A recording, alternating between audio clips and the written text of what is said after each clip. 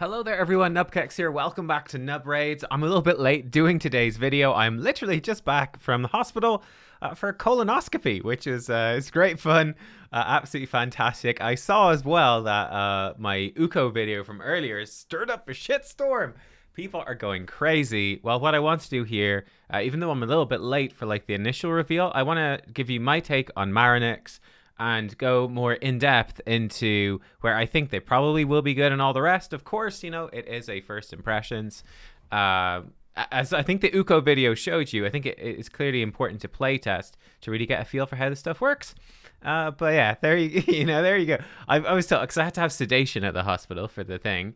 I'm not allowed to make any important decisions today. For the next 24 hours or something. So, take what I'm saying with a pinch of salt, but it is what it is. Also, I thought you guys might like this. Because I had to fast for and have like a specific diet for the last like 2 or 3 days, and fasting for the last day. I went to McDonald's on the way home, 6 chicken nuggets, but they gave me 7. Oh, they tasted like heaven. They were like, if God made chicken nuggets, these would be chicken nuggets. And we had an Oreo McFlurry. Oh, it was good stuff. Anyway, let's talk about this this fusion. So this is a fusion, not a fragment champion. I don't know what type of fusion. We obviously have like the fragment fusion combos where you have to collect fragments for epic champions, and then you fuse the epic champions into the legendary. I hope it's not that, because those are by far the worst. The best one of the fusions is like where, let's say there's 4. I really like the version where you've got, let's say, 4 rares, and you have to collect 4 sets of those 4 rares to fuse up 4 different epics into this, and you can sort of pick and choose which epic you like. I don't know if they'll do that again. They tend to these days do like one new epic times 4 that fuses into this, but we'll see. It might be on the test server, but it probably will be embargoed until closer to when this goes live. We'll find out though. But Maranix, she is a Force Affinity attack-based legendary for the Dark Elves. BDSM is back on the menu. Yes, it is. And she is a Hex-based AoE nuker. So yeah, I will be completely upfront. I have a really big soft spot for Hex champions. I've always really enjoyed the Hex debuff. And some of those champions hit really hard. Now, I don't expect her to hit as hard as those champions at all, but I still do think that she looks like she could have some potential as a nuker. So I think some of the key parts of her kit, and we'll go through it, she's going to have a 3-turn cooldown AoE attack on her A2, and then a 4-turn cooldown AoE attack on her A3. And I think that's really good. You know, a lot of my favorite nukers in the game. Why is my Raid Shadow Legends black? I guess maybe it's not updated yet. I'll have to sort that out after. Never mind, can't go into the game. But I like that. Ethos, Cleopteryx, those sorts of champions. It's obviously better if it's 3 and 3, but a 3 cooldown AoE and a 4 cooldown AoE is really solid, and her passive actually makes it even better. So it's pretty interesting. We'll go to her A1 last, because we need to see how she gets Hex out there first. The A2, 3-turn cooldown, AoE attack, 100% chance when booked of placing Hex debuff and decreased defense debuff for 2 turns. This is a really nice move, actually. AoE, decreased defense, and Hex together. That is actually super duper useful. I got the game back up and running. I did do a quick pause because there is a champion that's very like her, and I think it's an interesting comparison, who's just an epic, which is Thylesia. She comes in with the AoE decreased defense, and then she's a second AoE move that has that chance to place Hex. I talked about her recently. I really love Thylesia. I think this champion is quite similar, really. But yeah, look, AoE decreased defense and Hex together. That's fantastic utility. AoE decreased defense, always good. And Hex with the buff, basically what the buffed Hex does, it was buffed a couple of months ago now. It replicates 10% of any single target damage dealt to any enemy champions under Hex, and it replicates 2% of all AoE damage dealt to any targets under Hex. So it's actually quite a nice damage booster. If you look at like Hydra runs, for example, you'll typically see, for example, Mithrala doing really high damage now. That is because she places the Hex and then it's replicating damage. It can actually do a lot, especially when you hit a decapitated head with single target damage. My Hydra team for Brutal, for example, I use Turvold with Mithrala, and it works really well together, him big single target. This is a really nice bit of utility. Then she has a second AoE on the 4 turn. It ignores unkillable buffs and shield buffs if targets are under a Hex debuff. Again, another nice bit of utility.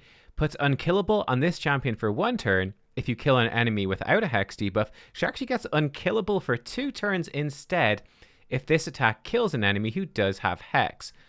On top of that, I'm slightly in the way of this, but she will reset the cooldown of her A3, her 4-turn AoE.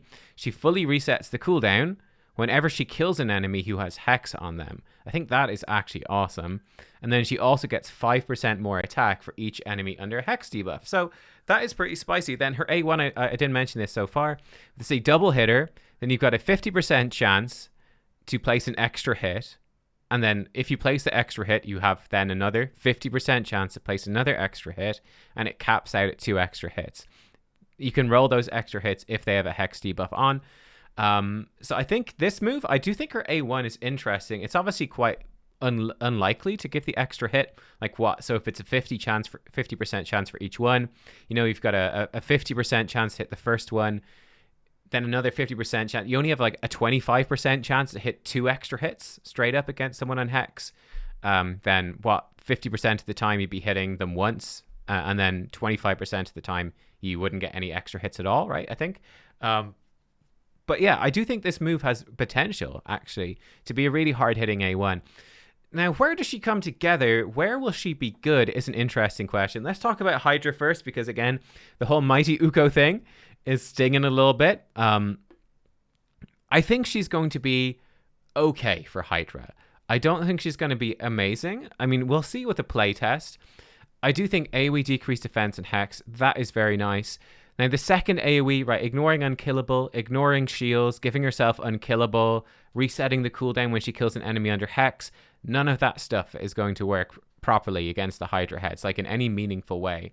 And then, of course, as we know, all these damage dealers, they are pretty good. Like, these raw damage dealers are really good in hard, maybe even sometimes up into brutal, but for a lot of teams on brutal and on nightmare, you know, you're really looking towards the max HP damage dealers like Geomancer, Husk, Royal Guard, Acrizia, of course, Acrizia.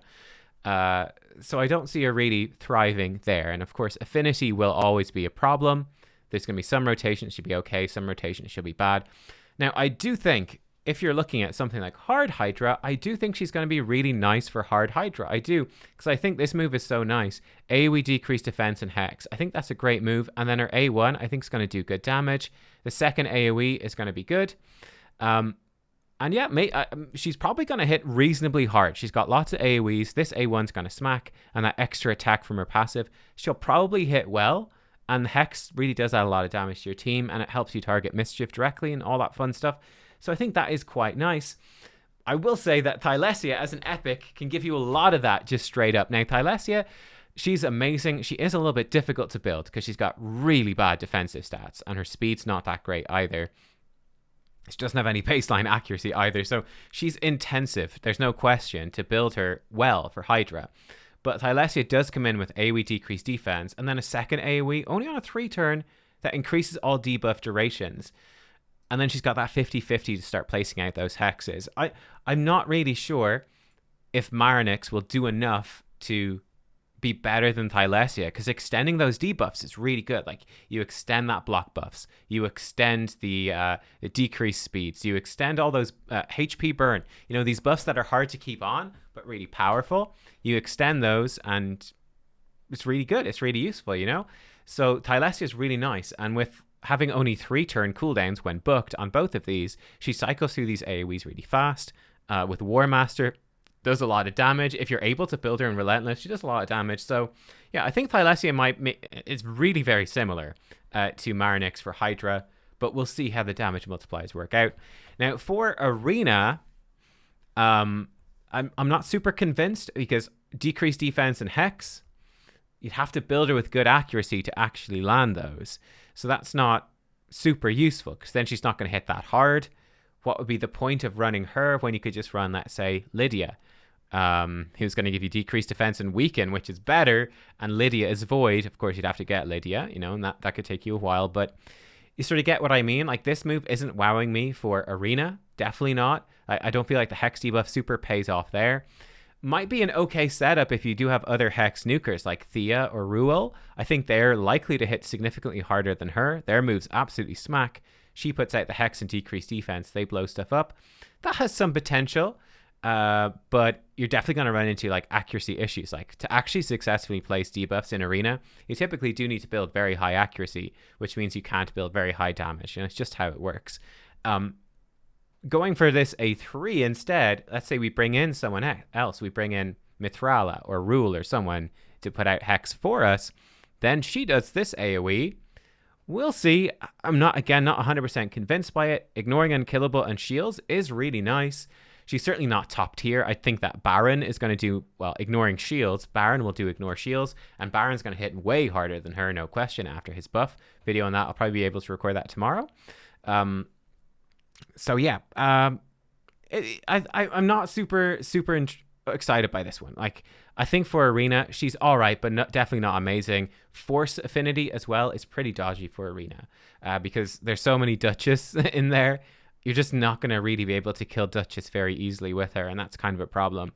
I do think for Doom Tower waves, I think that she's got some good potential, and for like clearing through dungeons and stuff, not too bad, right? Wave-based content. So Doom Tower in particular, I think she's actually real nice for that. Like the decreased defense and Hex, then another AoE attack.